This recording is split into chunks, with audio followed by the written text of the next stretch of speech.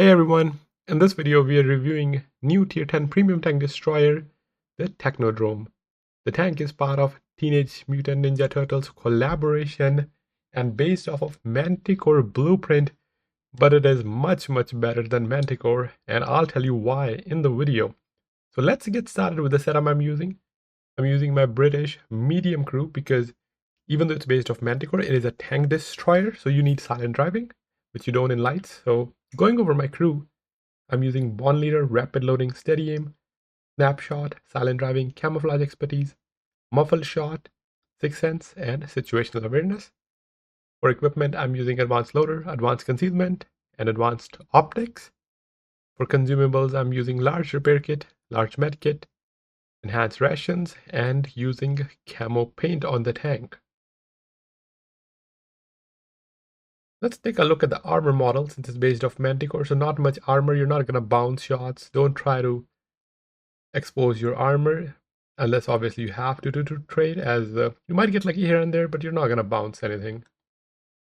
Looking at the module where you have engine in the front and probably fuel tank in the back, ammo's in the back as well, and you have two crew members sitting in the turret, so your hull you won't lose any crew members. And now let's take a look at the stats and why is it better than Manticore. So even though it's a TD, that means you have to put that extra skill on. And of course, it is slower in terms of rotation and slightly slower top speed as well as power to weight. But for the playstyle, it is just a much better tank. It also features the unique mechanic where every shell has same penetration but different alpha. So you can choose which shell you want to fire. And of course, if you only fire standard, you won't lose anything besides the alpha because it has the same pen and the same DPM. So let's take a look at the stats. Top speed 65.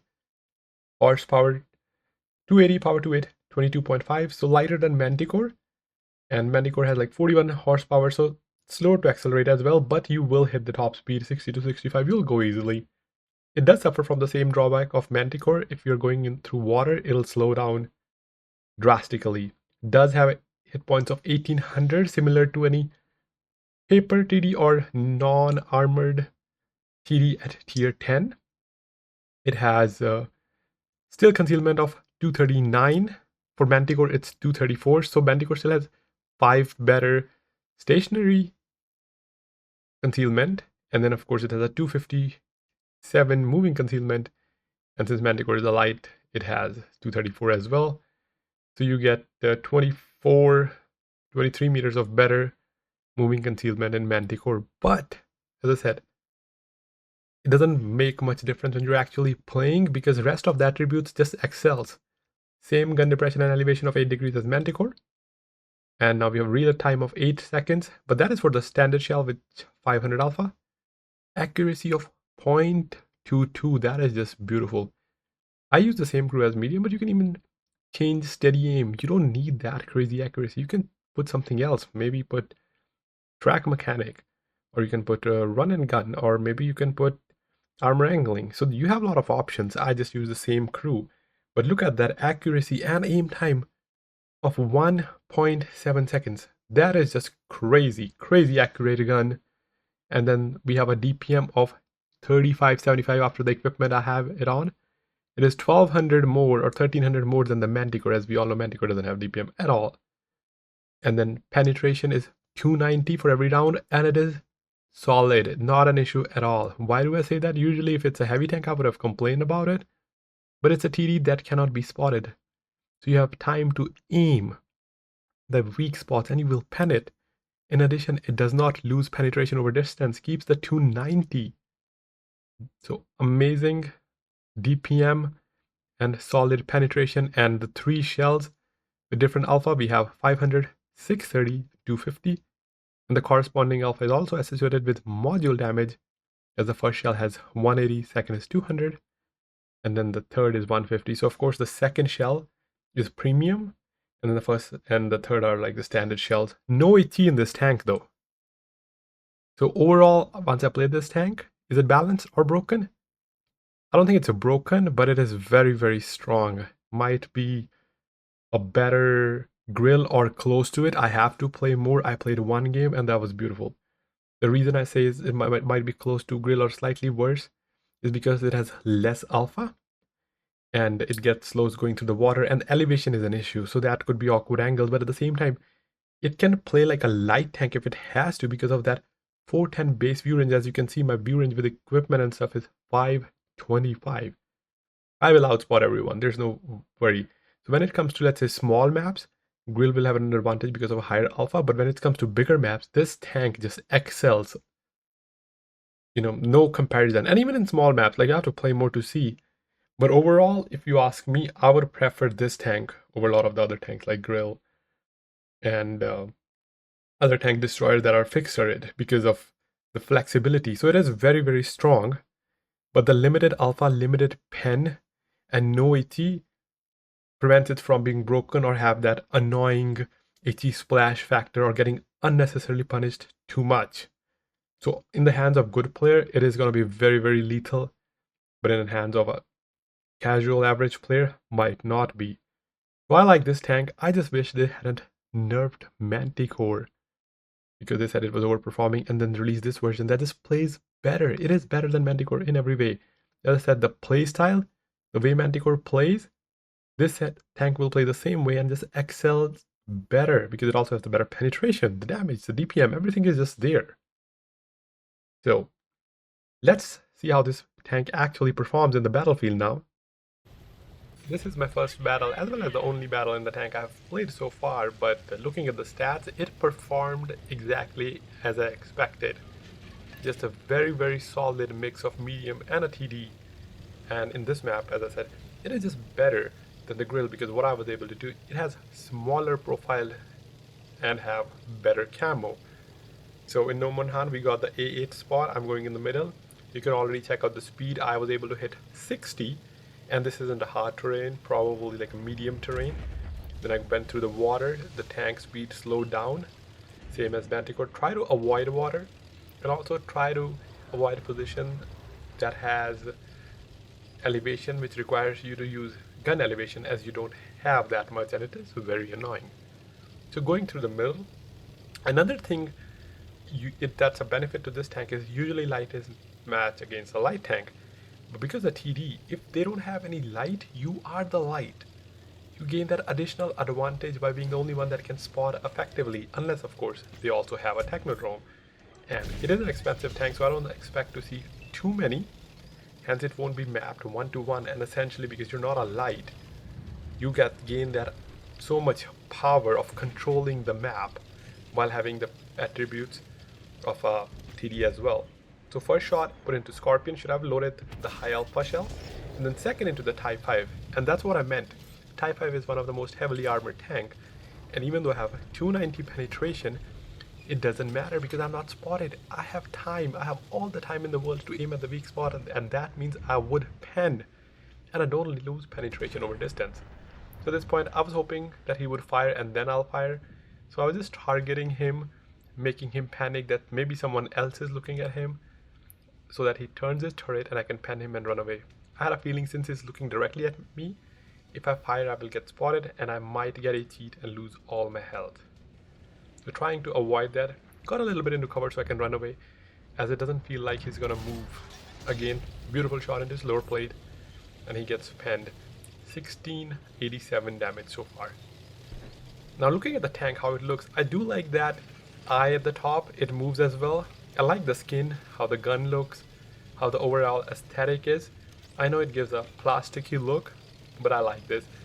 As I've mentioned in my previous videos, I like these kind of skins that are like definitely unique. It's not just a simple paint job.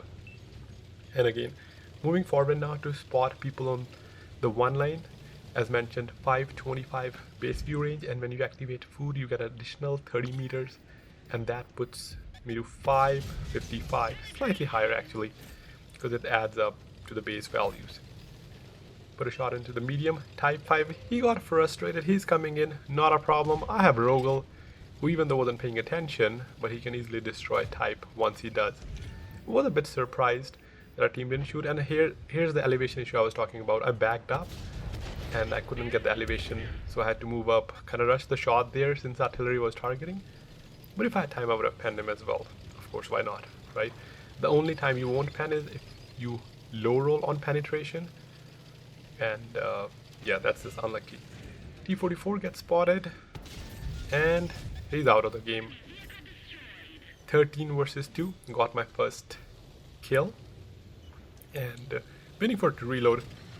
I play on the middle shell most of the time, and as I said, if the enemy is low on health or you want to keep them perma-track, then you can switch to the third shell, as it has quicker reload, low damage, low module damage, but at least you can keep people perma-tracked and keep firing, because they might get back in cover, and you can prevent that with the third shell. For the first shell, there isn't really much use of the first shell because it's not like it has better DPM. I usually play on the second and third shell, but for someone who doesn't like to use premium because they are expensive and they want to make silver, they can play with first and third shells, or can have some premium as well for those clutch situations where you need that extra alpha. But other than that, the DPM is the same, the penetration is same, so you can maintain that. It's just the exposure time. Higher alpha can provide that benefit at times. So moving forward now, their artillery is at their base, hoping to spot them. The two TDs are on the corner.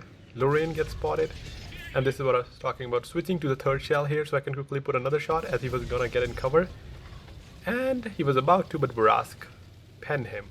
Switching to the big shell again, because whenever you're not engaged, why not use that time to increase your alpha damage, right? So it depends on whether you're actively engaged or you're not engaged. Prototype not paying attention. The beautiful 8 degrees of gun depression. Again, I would have complained about 8 if it was a heavy, but I'm a light, I'm not spotted, they don't know where I am. So even 8 or having no armor is not an issue. Baby Waffle gets spotted.